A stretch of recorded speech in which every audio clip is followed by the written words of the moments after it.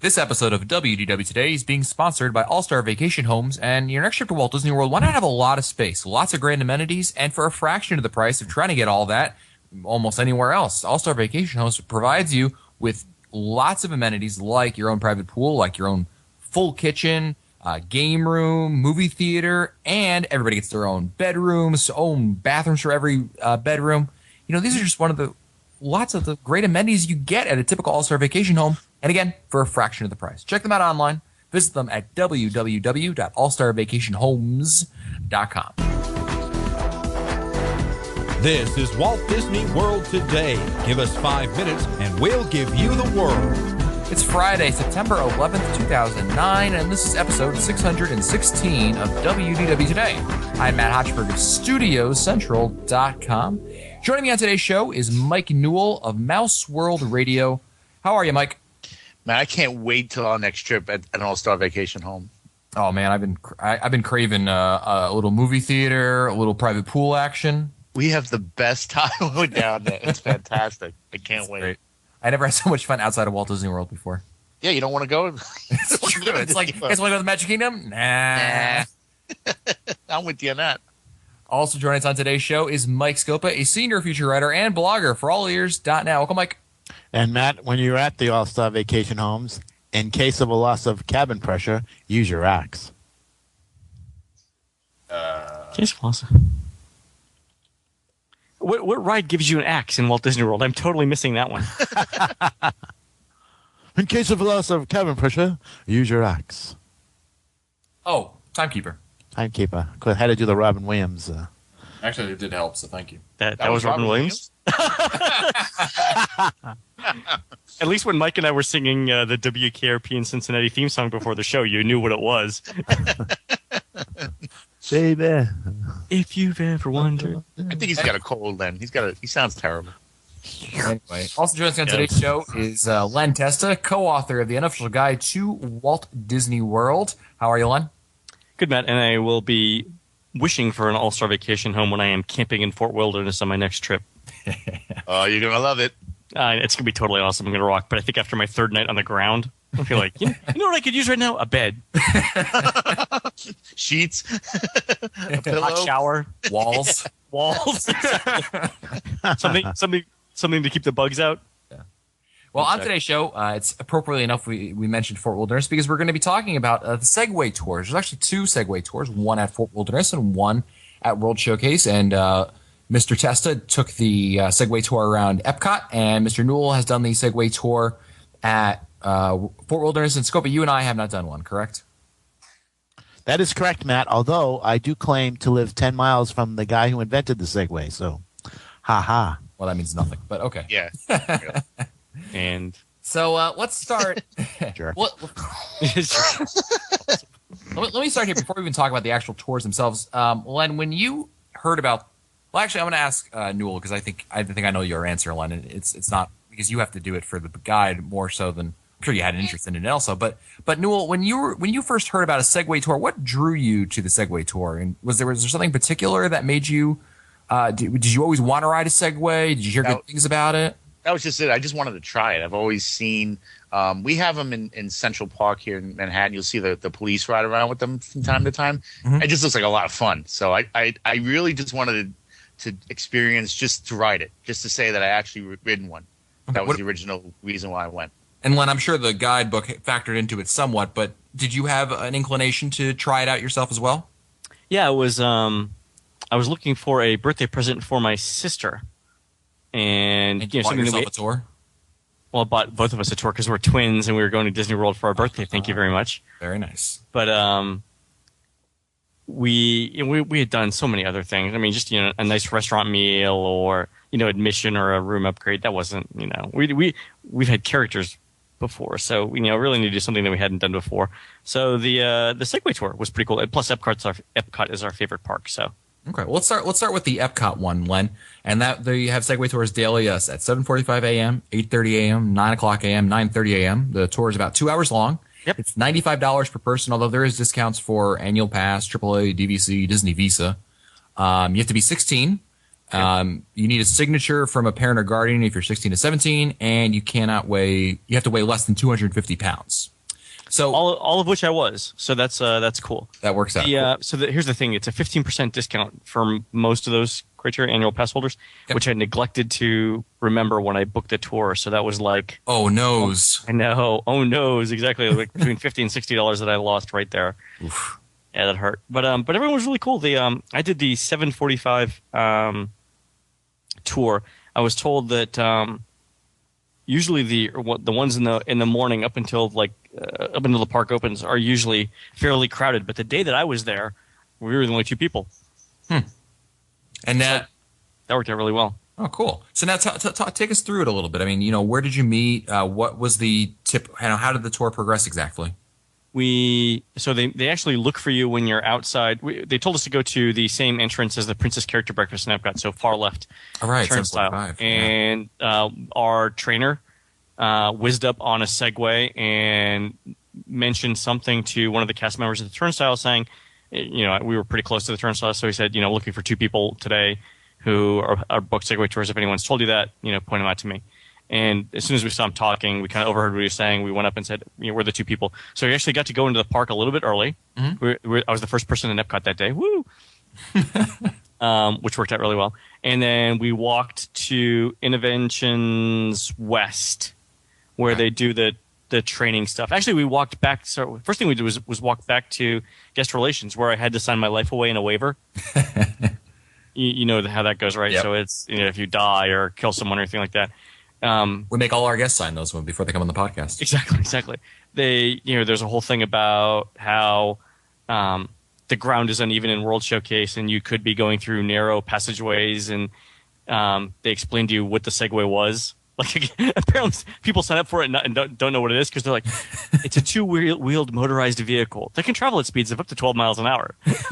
Like, so you're going to get on it, who signs up for something that not knowing what it is? It's kind of funny. So I explained it, and then from there we went over to Innovations West and did the training. Now, the training was pretty cool because there was only 2 of us, Linda and I. We had never. I'd been on a Segway like for 5 minutes once before. Linda had never been on one. But they show you everything from how to turn it on to what the dials mean. We spent about 25 minutes going through the orientation. How long did it take you to really, get the hang of it? Oh, like 10 minutes tops. So if you actually walk through Innovations West, you can see the course that they make everyone go through. So there's they have a little cone course with little slaloms that you go through, and then there's a ramp that you go up and down. And at various points, they'll place like a 2x4 on the road. Yeah, traffic stops, exactly. Yeah, they'll actually tackle you to see if they'll make you get on and off at a moment's notice. They'll give you breathalyzer tests, and Do they let you do wheelies? no, they did let us go backwards on it though, briefly, and it was pretty thorough. I was comfortable with it about 10 or 15 minutes. What about you, Newell? How long did you get the hang of it right away? The first time I went, it took a little longer because you're so afraid that you're going to fall. Yeah. So you're so afraid that you're going to lose your balance. So once you get over that fear, it's really, really relatively easy. It's just that initial, holy crap, I'm not going to fall. Once I got past that, I was fine. Okay. All right. So Len, you did the orientation and then they took you out? Yeah, so I think I said this on the on when I was just giving the trip report before. So the interesting thing was Linda had never been on before. They're taking us out through Innovations West, and like the sliding doors open when you get close. Yep. Linda apparently took that as the starter's gun, and she flew out of and so our 2 there were 2 cast members and 2 of us, and so there's one cast member in the front and one cast member in the back, and Linda and I in the middle. Linda just decides she's going to pull out to the right and pass everyone, and she's like headed towards the fence that separates. There's that little stream, but before you get to the land pavilion. Uh-huh. She's headed right for that, and the guy's like, "Okay, pull back. Okay, pull back. Okay, pull back." And eventually, she kind of veered off to the left and said, "Oh, okay, I got that out of my system. It's all cool now." So then we got back in line, and they took us all around. We got to go a little bit around Future World, and then we headed for World Showcase, and we went in and out of every single pavilion except for Norway, because they were doing the Princess Breakfast, and they didn't want us to have to encounter pedestrians right off the bat. Right. But we went through a little bit into the that side entrance into Mexico, We went all through Norway. Sorry, not Norway. China. We went. We actually went up and down the ramp, even though it's really narrow. In the front. Right. And we went past all the pillars. And one of the guys was pretty cool. He was like, "This is the temple of the Golden Harvest or whatever, and it's designed to do this." And inside we have. And so I was like going along with the script. Inside we've got a film called Reflections of China. And it tells about dancing you people, and he's like, hey, do you just want to do this for me, and I can sit back and funny. So you go around World Showcase, and the whole thing. I mean, from start, including the training, it's about 2 hours. It was 2 hours, and it was pretty prompt. We actually got to stay about 5 minutes longer. So we actually saw the next group coming into World Showcase as we were leaving. Okay, but it was super fun though. I mean, the cast members were great. The equipment's all in really good shape. The course is fabulous. We got to go up and down through Japan. We got to slalom through each of the columns in Italy. It was really cool. All right, now let's shift gears here and talk about the Wilderness Back Trail Segway Tour, which is at Disney's. Oh, that was a pun I didn't even intend to. Which is at Disney's Fort Wilderness Resort, and those occur on Tuesday, Friday, and Saturday at 8:30 a.m. and 11:30 a.m. It's 2 hours again. This is actually slightly cheaper. It's $85 a person versus $95 for the World Showcase one. And again, there's the discounts that apply as well. And same thing, 16. If you're 16 or 17, you need approval. You got to be under 250 pounds. And of course, for Fort Wilderness, you don't need theme park admission. So That's true. Too bad they don't have these later in the day, Len. If they had one at 4 or 5 o'clock, it'd be great for people who arrive at Walt Disney World, in the afternoon, but don't want to burn a day at the parks. Yeah, I think it'd be great. Yeah, They haven't. We did actually need theme park admission though to get in. Right, for the Epcot one. Yeah, but the other stuff, it'd be great. Cool. So now probably why they do it so early is because it's less likely to be pedestrian traffic, and in the case of Fort Wilderness, we pass a couple of roads, so there's less likely to be bus traffic and just regular car traffic. All right, well, take us through the Segway tour at Fort Wilderness, Mike. We did the real early one. I've done it 3 times so far. 3? Yeah, 3 times. I think you'll like it. I did. And I think so. I wanted to ask Len. Len, did they use which model Segway did they use over at the Epcot? Did they change it since? Yeah, so they used the newer model ones, but not the ones with the big knobby tires. Oh, so okay. So over at Fort Wilderness, they use the X2 model, which is the big all-terrain type tires. Uh-huh. For obvious reasons, because the terrain is a lot more rougher. I do want to try the Epcot one because I want to see what it's like on smooth surface, because you tend not to go too fast on the rough surface. Right. So they actually had a governor on ours that didn't let it go above 5 or 6 miles an hour, something like that. Yeah, and I think it was 10. Yours was 10, really? I don't want to say it wasn't. It was definitely governed, but it wasn't terribly bad. Yeah, cool. Interesting. Just like what Len says, we had to meet over near Mickey's Backyard Barbecue by the old River Country area. Uh-huh. And that's where our training was. We get there and you have to sign the waiver. And we watched a little video. They showed us a little safety video, and they do the same thing like Len said. They had the cones set up. And what did they use for ramps in the training course? Oh, there was just the terrain right there is very hilly. So so they just did that. Goats. Yeah, we exactly. did that. Yeah.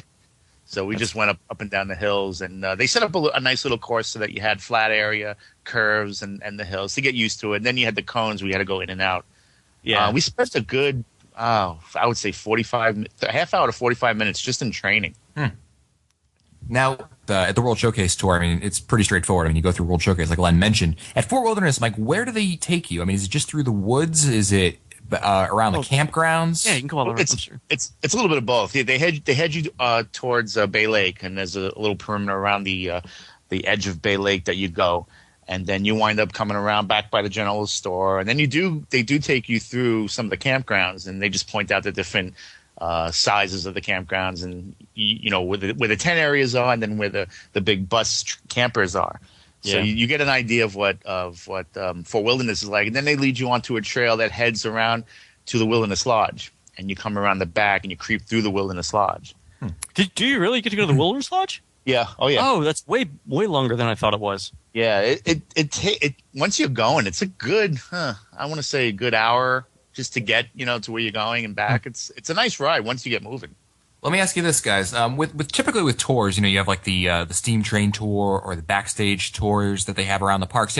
Those tours are about learning different things about how Walt Disney World works. Now, with the Segway tour, is it more just the fact that you're on the Segway and that's the tour, really, or is there actually kind of for lack of a better word, an educational aspect to it?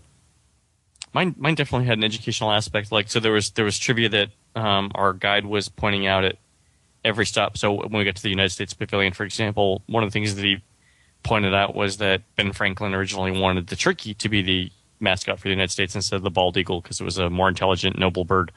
So he asked us if we knew what it was, and I said, yeah, it was a turkey. And that's, when he was like, okay, look, I'll just get off this thing and you can give it to him. It's pretty cool. What about you, Mike? Was there some educational aspect in terms of history of Walt Disney World or explaining things, how it works? As we got down towards Bay Lake, they would give you a history of how the property was actually purchased and what was what before the Seven Seas Lagoon was put in, and as you go around there. And then there's also sort of a nature education as we're driving around. He would point out certain trees and flowers. I would totally be making stuff up as I went along. He could have been. Or Jungle Cruise jokes. Exactly. And you do get to see wildlife. We saw some deer. We seen some rabbits. So there is interesting scenery to be seen. So now, Mike, you've done it 3 times, so I'm not even going to ask you if you like the thing because it's just silly. So, Len, you definitely would recommend the tour? Oh, totally. I mean, anything, any of the Segway tours, I think would be a hoot. Okay. I'd definitely, I'd like to try another tour. I don't know if I necessarily want to do the same one again before I did all the other ones, but I would definitely give it a shot again. Let me ask you this, Len. Would this be a tour that Dawn would enjoy, your wife? And your wife is, a little picky about some things. If it isn't deluxe, she doesn't stay there. That's the most charitable explanation or description I've ever heard. Well, I do have to see her from time to time. I'm going to use that. She's picky about certain things. I like that. It's good. Thanks. You're going to edit all this out, by the way, right? Sure. Sure you will. Sure. Exactly. So, I think she definitely would. Linda loved it. I don't know if too many people. In fact, I don't know if anyone I've heard that actually completely disliked it. Maybe they didn't like parts of it. Mm-hmm. Generally, the only complaints I've heard about it is that it's still a lot of standing. Right. So you got to have some stamina to it. And you do get that sensation in your arch of your foot when you're standing that long. Yeah, I noticed that too. My feet, the bottoms of my feet got just a little bit sore, but I was trying to move them after a while. Well, also because you're very tense while you're on the thing, so you tend to stiffen up because you're afraid you're going to fall. Oh, I was totally relaxed, man. I was totally like a Segway operator there, man. Huh. Very cool. Let me ask one last question for Newell here. Mike, I assume you've done it 3 times now. Would weather be an issue for you? Would you have any reservations about doing it in the summertime, like in July? Well, the two of the 3 times I did do it was in August. I did mine August 1st. Yeah. So it gets hot. Especially over at Fort Wilderness, we were out in the sun most of the time. Yeah. It does get hot, which I would recommend doing the early tour, like the 8:30 if you can. Yeah, that's why I like the 7:45. Yeah. Okay. Yeah. Very good. Well, don't forget that All Star Vacation Homes is sponsoring today's episode, and you know what? What's even cooler than a Segway? Your own private movie theater. The air conditioning. The air conditioning. Yeah, that's also very cool.